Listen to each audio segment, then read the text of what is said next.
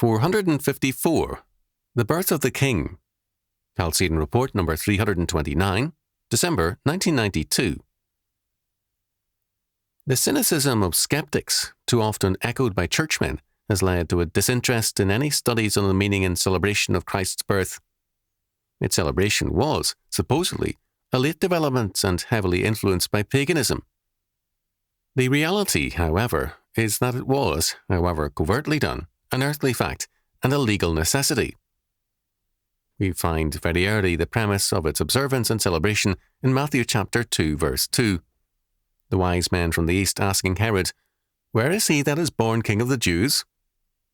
Among other texts, there is also 1 Timothy chapter 6, verse 15, which speaks of Jesus Christ as the blessed and only potentate, King of kings and Lord of lords. The legal fact of the Roman Empire and of pagan antiquity was that the birthday of the king or emperor was celebrated annually, and sometimes even monthly, because the king was a people's ruler, lawgiver, and saviour. The early church, by celebrating the birthday of Jesus Christ, at first quietly and then openly, was declaring their true king, lawgiver, and saviour to be Jesus Christ.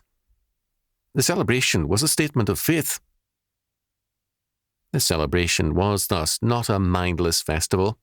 It was a statement to the world that the true and great King was one Jesus, Lord, Creator, and Saviour. In the United States, we celebrate the birth date of the Republic, July the 4th, annually. In other countries, like observations occur for the day of national birth or of a royal birth. The origins of such days go back into remote antiquity and state worship.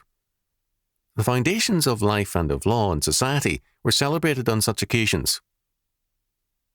The Christian observance of the birth of Jesus Christ the King was a testimony to the kingdom of God, to the birth of the King Redeemer, and to the great and blessed hope of his inevitable triumph and coming again. The world is trying to de-Christianize Christmas and to turn it into a pagan winter festival. Many churches do not observe it, and those who do have too often reduced it to a children's day. But it is the birthday of our King, and songwriters once celebrated its meaning.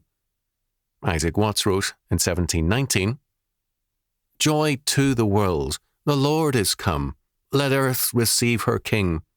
Let every heart prepare him room, and heaven and nature sing. Amen." Our Saviour King was born.